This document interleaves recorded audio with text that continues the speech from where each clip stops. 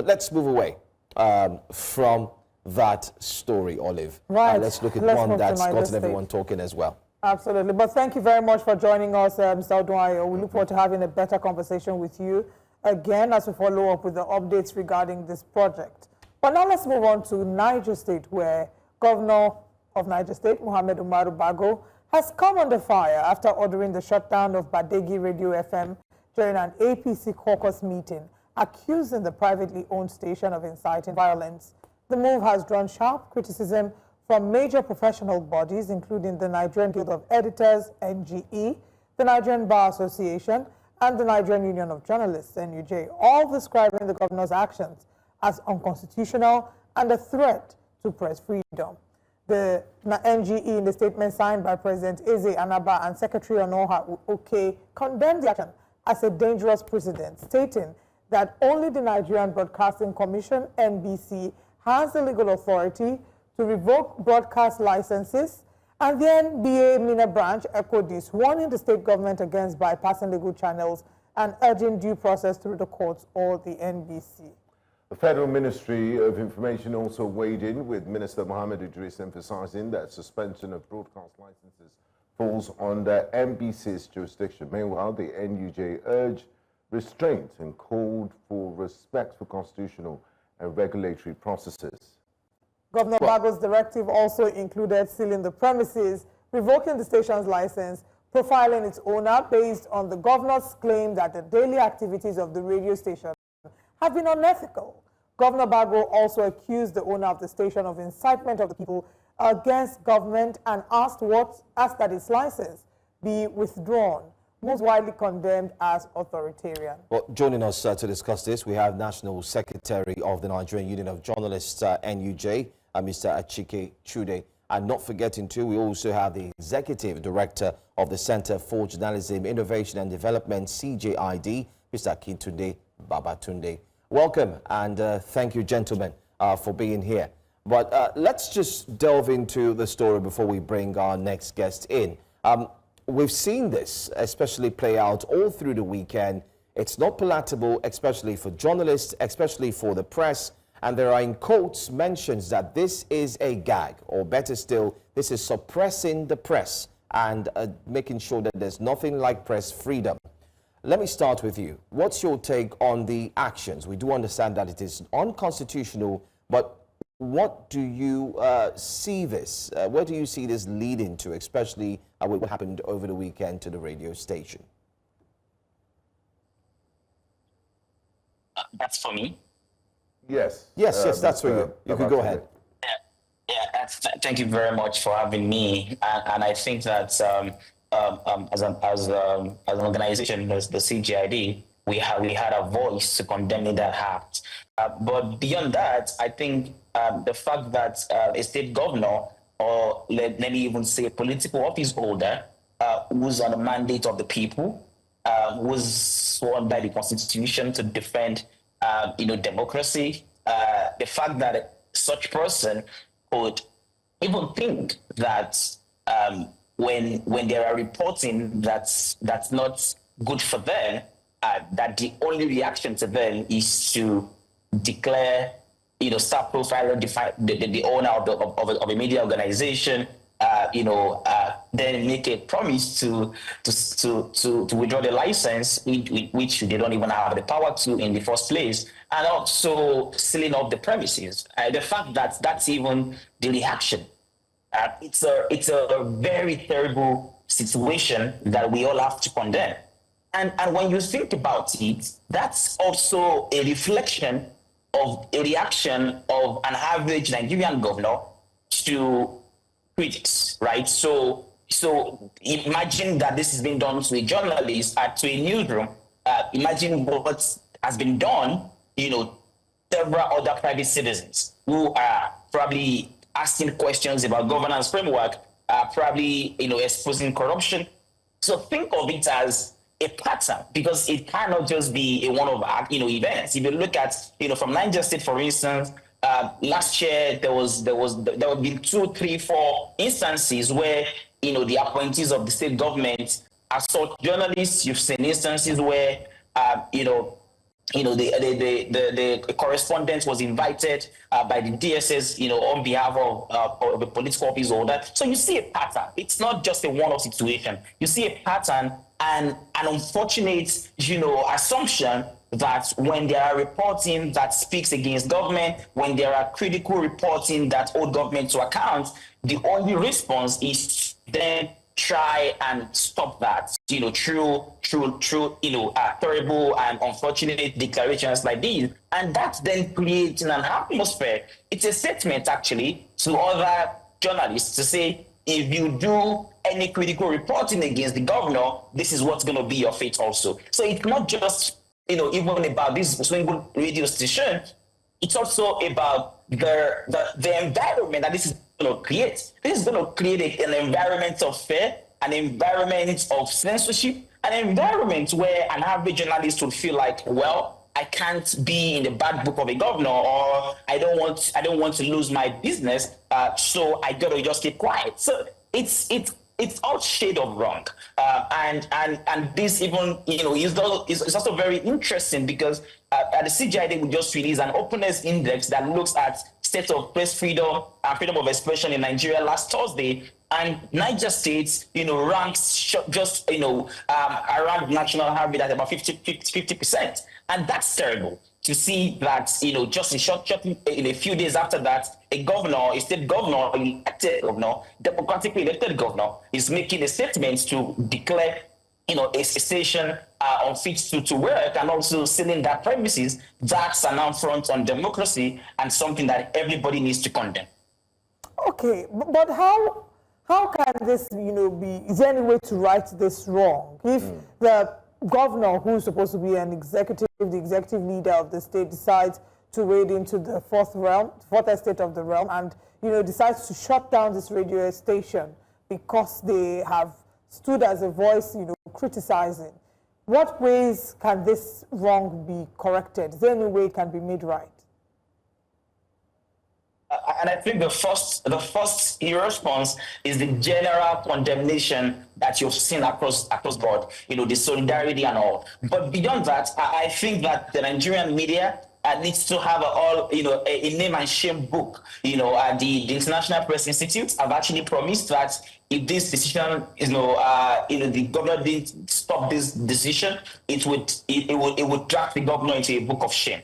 I think generally shaming actors against media freedom, shaming, attackers against journalists, attackers against free press, attackers against, democratic space should be a major talking point at every point in our national life. Because while this is happening to a radio station, this is going to happen to a social media user. This is going to happen to a journalist. This is going to happen to everybody, if care is not taken. We need to develop a national unacceptability index, a national, rejection of this norm. No government official, no political office holder, no powerful person in Nigeria should, infringe against the power to hold power to account. You cannot, as anyone, declare war on journalism. You cannot, as an individual, whether elected or not elected, declare war on citizens asking questions about good governance. So we need to develop that national, content against actors that makes it difficult for democratic parties to function, more like journalism, activism and all of those things. So everybody, whether you are a journalist or not a journalist, you must declare, a war on these actors. We have to name them and shame them, and we have to all condemn the action and remind them that freedom of the press is the DNA and the central, requirement for a democratic state to function.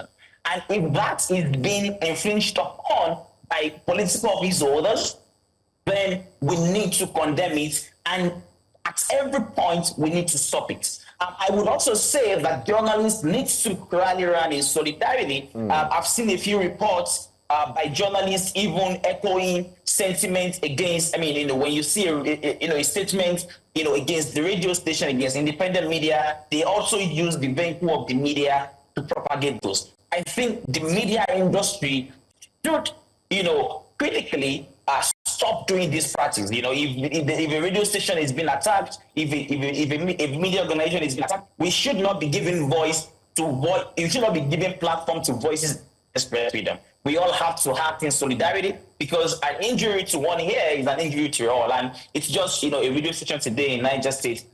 There's been far many people who have been imprisoned. There have been far many people who've been killed. There have been far many people, far many institutions, media institutions, it has been attacked. So this is something that we all need to condemn in totality. Now, Mr. Babatunde, what are the implications for journalism and press freedoms if something isn't done about this situation and things are left to go the way they are? Right. First, we have to also remember that what happens in local governments and in state governments in the country almost at all times are not known to the general public, because everybody is focused, on Abuja. What is that in Abuja? And so we have actions like these where a state governor thinks that they can shut down a radio station or they can withdraw the license. Let's just imagine that the governor do have the power to shut down a radio station. Then I think almost all the media organizations in Niger State would have been off by now, So what it then means is that when the governor is signing contracts for government projects, public projects, then there will be no voice to scrutinize the contract, because they will be scared of being shut down. What it then means is that the governor, or any of the political office holders, would be unable, nobody would be able to question them, because they would be operating without a watchdog, just because they have decimated the power of the media to hold them to account. So this is not necessary. This is not just about one radio station. This is about, if this continues, then we run a risk of having a situation where political office holders will not be held to account. A situation where citizens will be scared to ask questions. And if you elect someone to be your leader, chair of voting in a democratic, society, and you are unable to ask questions, or when you ask questions, or when you ask questions, then you are not sure of living to see the light of the day, whether you would have been kidnapped or arrested or whatever, or even slapped by a lawsuit, then there is an atmosphere of risk. There's of censorship. There's an atmosphere of fear. And when that becomes a defining feature of a democratic state, then it's worrisome. It's worrisome. So I do think that every citizen desirous of freedom of expression, that have enjoyed freedom of expression and wants to keep enjoying it, and this situation, and use it as an opportunity to remind state governors, to remind local leaders, to remind the federal government that we are a society, a democratic society, and the media is the institution that is empowered by the Constitution to hold government to account, to hold power to account, and to also make information that allows citizens to make informed decisions about their choices really available. And when that constitutional, function is being impacted by, ridiculous statements and pronouncements like what we have from Niger State, or arbitrary arrests of journalists that we have across Nigerian subnational governments, then it means the states are not open. It means the Nigerian state is closed, and that's the spirit of CGI's openness index that says if states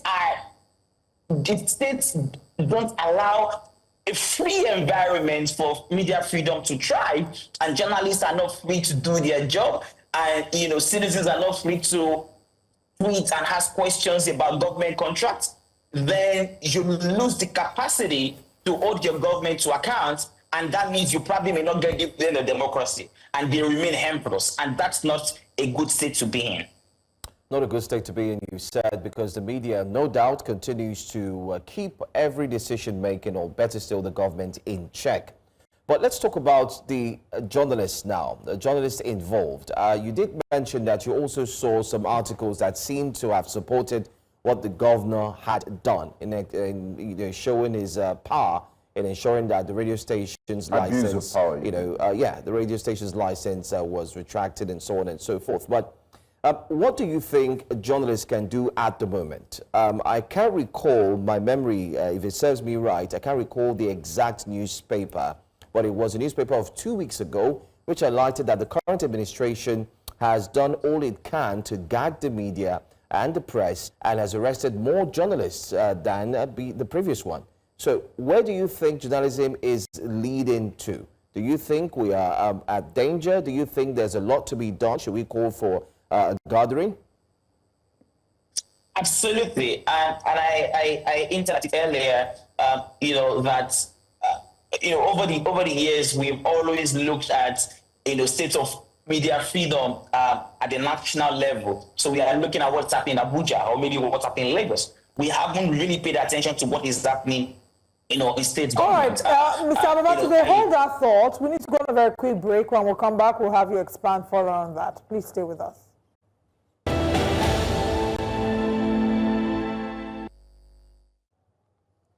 Welcome back to Breakfast Central. We're still looking at the shutting down of a radio station in Niger State by the governor, an action that many have referred to as an abuse of power. We're joined this morning as well by the National Secretary of the Nigerian Union of Journalists, Mr. Achike Chude, and we've been speaking earlier with the Executive Director of the Center for Journalism, Innovation and Development, Akintunde Babatunde. Thank you very much, gentlemen, for joining us on the show this morning. It's a pleasure. Thank you. All right. I know we're speaking with you, Akintunde Babatunde, but now we have Achike Chude. Let's bring him in on the conversation and let's get your thoughts to the shutting down, an action that has been criticized by many, including our guests this morning. When you heard of the news, what was your immediate reaction, and how does the Nigerian Union of Journalists respond to this, Mr. Achike Chude? Yeah, well, obviously it is. We've already established the fact that it's arbitrary, it's unlawful, it's unconstitutional, it's illegal. It's an illegitimate action taken taken by the governor of Niger State, and that surely cannot stand. So we are hoping that the flurry of criticism that have trailed this illegal action will be enough to make the governor change his ways. But if not, obviously we will be ready to resist. We have already put our council in Niger State on notice. We'll decide on what to do, but there's a window of opportunity for the governor to resign this action. But what we are seeing really is we were asking whether the reaction. The reaction was a little bit of a surprise, but then not too much of a surprise, because earlier I think either you or your colleague there had also established the fact. I think citing a report that more journalists have been arrested by this administration, by perhaps other administrations in the past. And so it's not exactly this administration, if you look at it, because what we are seeing today is what I would call a decentralization of oppression or oppressive tactics, or the regulation of oppressive tactics and impunity across the country. So in those days, when you had issues that had to do with journalists, some years back, it was always an issue either with the central authorities, the coercive arm of the central authority, in this case, either the DSS acting on behalf, of the government, the central government, or the police also acting on behalf of the central government. But you now see that governors have now come into the action, and that's why there's an increase in the spate of arrests of journalists in the country today.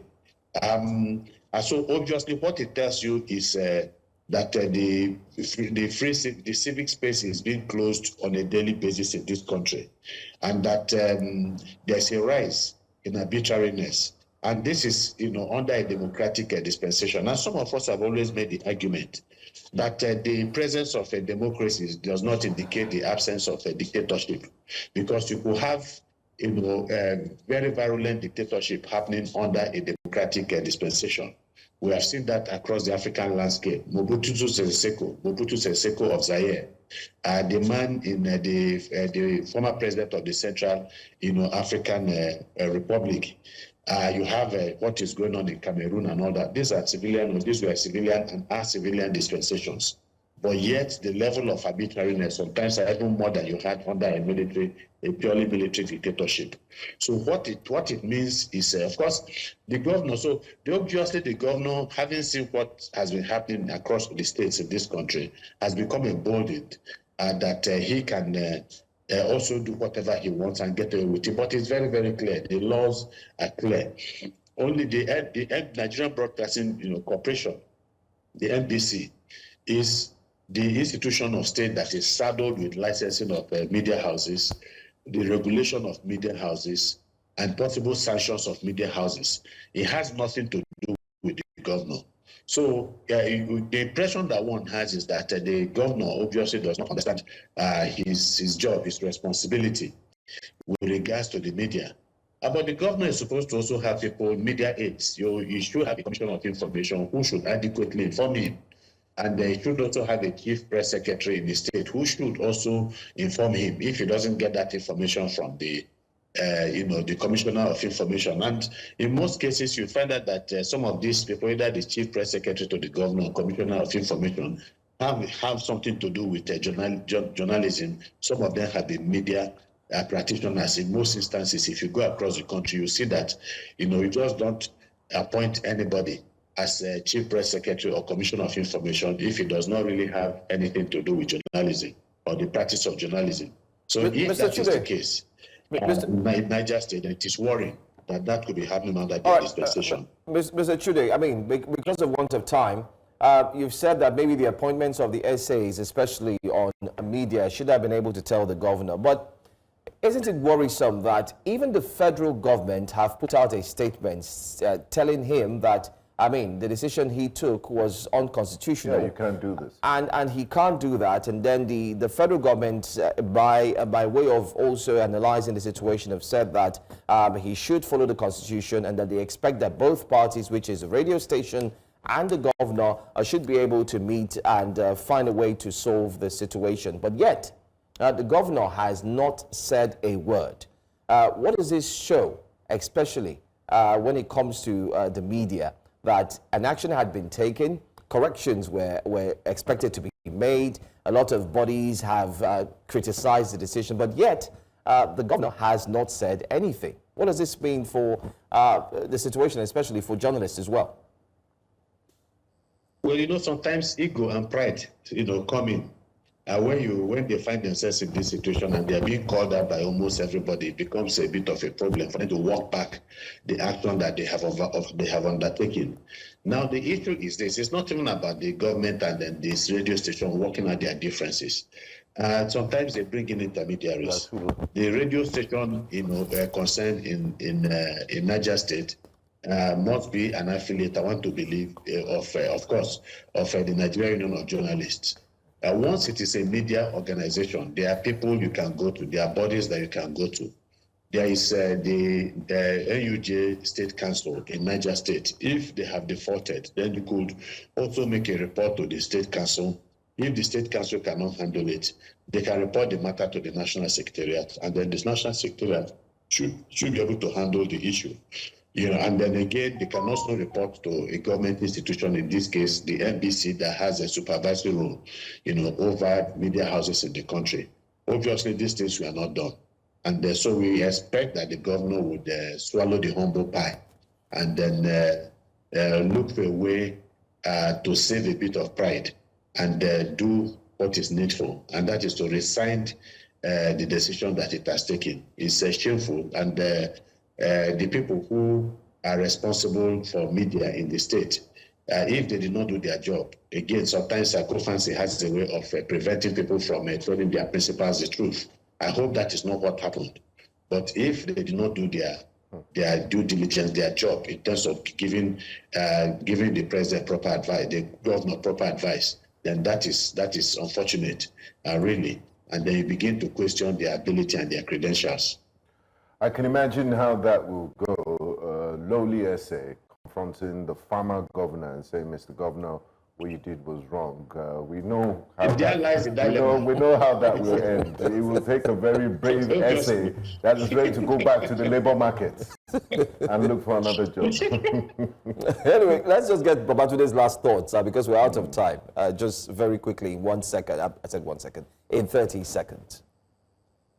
But I think I'll align my thoughts with the MB's General Secretary. I think that what is happening is a culture of embodiment that has happened where state governors now assume that they can clamp down on the news, on news media anytime they like. But I'm also very happy that there's a general condemnation across the board. So I think we should keep the momentum going. I think we should continue to remind political office holders that the media is an institution that's to hold government to account. And when there are infractions, or there are errors or whatever, the right way would be to deal with it democratically, not by clamping against independent media. I think my last thought is that we should all continue to condemn these acts and then call for a society that respects freedom of expression